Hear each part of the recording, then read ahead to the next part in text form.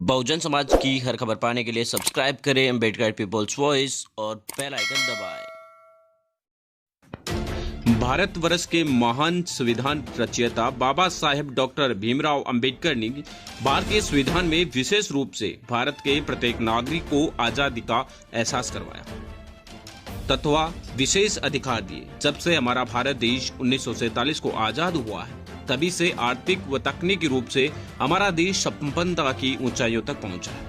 आज पूरे विश्व में भारत आशा की किरण बनकर सूर्य की भांति आकाश में चमक रहा है। यह सब आजाद भारत में ही संभव हुआ और इस आजाद भारत के प्रत्येक नागरिक को आजादी का एहसास बाबा साहेब डॉक्टर भीमराव अंबेडकर ने करवाया। हमें ये आजादी इतनी आसानी से नहीं मिली। इसके लिए देश के शूरवीरों, क्रांतिवीरों, आजादी के मतवालों और कहीं बुद्धिजीवियों के अपने बलिदान देकर दिलाई है। हमें उनका सदैव आभार मानना चाहिए। देश इस समय स्वतंत्रता दिवस मना रहा है तो ये बिल्कुल जानना चाहिए है कि बाबा साहेब डॉक्टर भीमराव अंबेडकर जी स्वतंत्रता पर अपने विचार क्या रखते थे। हम आपको बताते हैं कि बाबा साहेब डॉक्टर भीमराव अंबेडकर जी के स्वतंत्रता के बारे में क्या विचार थे। बाबा साहेब डॉक्टर भीमराव अंबेडकर धार्मिक स्वतंत्रता के बारे में कहते थे कि मैं ऐसे धर्म को मानता हूँ जिसके अंदर समानता, स्वतंत्रता और भाईचारा सिखाता हूँ। उन्होंने साफ तरीके से कहा था कि मैं ऐसे धर्म को बिल्कुल नहीं मानता जिसके अंदर गुलामी की जंजीरें पहना दी जाती है। मैं स्वतंत्रता चाहता हूँ, समानता चाहता हूँ, उसके अंदर भाईचारा चाहता हूँ। बाबा साहब अंबेडकर संविधान के बारे में ये भी कहते थे कि भारत के अंदर यदि हम एक संयुक्त एकीकृत आधुनिक भारत बनाना चाहते हैं तो हमें सभी धर्मों के शास्त्रों की संप्रभुता का अंत होना चाहिए।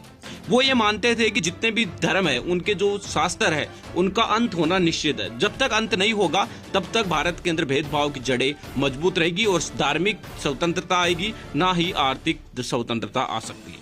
बाबा साहब अंबेडकर ये भी कहते थे कि जब तक सामाजिक स्वतंत्रता हम हासिल नहीं कर लेते तब तक आपको कानून के अंदर, संविधान के अंदर जो भी स्वतंत्रता दी हुई है वो आपके लिए बिल्कुल बेईमानी से कम नहीं है, वो आपके लिए बेईमानी है।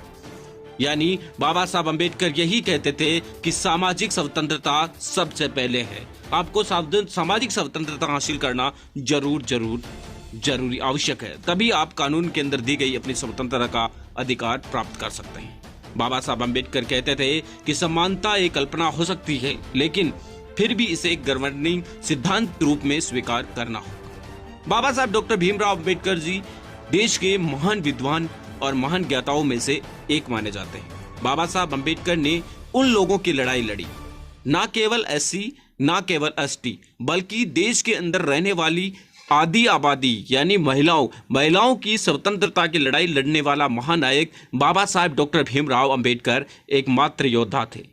वो एकमात्र ऐसे शख्सियत थे जिन्होंने महिलाओं को, मजदूरों को, चाहे वो किसी जाति, किसी धर्म, किसी संप्रदाय, किसी मजहब के ही क्यों ना हो, लेकिन बाबा साहब अंबेडकर ने इन लोगों के लिए अपनी जिंदगी, अपने बच्चों को कुर्बान करके अब धार्मिक स्वतंत्रता, इनकी काम करने की स्वतंत्रता, केवल मात्र अंग्रेजों से स्वतंत्रता दिलाना बाबा साहब डॉक्टर भीमराव अंबेडकर जी का मकसद नहीं था। उन्होंने कहा था कि जब तक इस देश के अंदर समानता नहीं आती, प्रत्येक व्यक्ति को बराबरी का अधिकार नहीं मिल जाता, तब तक यहाँ भी जाति के नाम पर जो शोषण हजारों साल से चला आ रहा है वो गुलामी की बेड़ियां हमेशा के लिए लोगों के गले में ठहरा दी जाएगी। आज अनुसूचित जाति, जनजाति, पिछड़ा वर्ग और महिलाएं देश के राष्ट्रपति पद तक सुशोभित कर रही है, तो इसका श्रेय बाबा साहेब डॉक्टर भीमराव अंबेडकर जी को जाता है।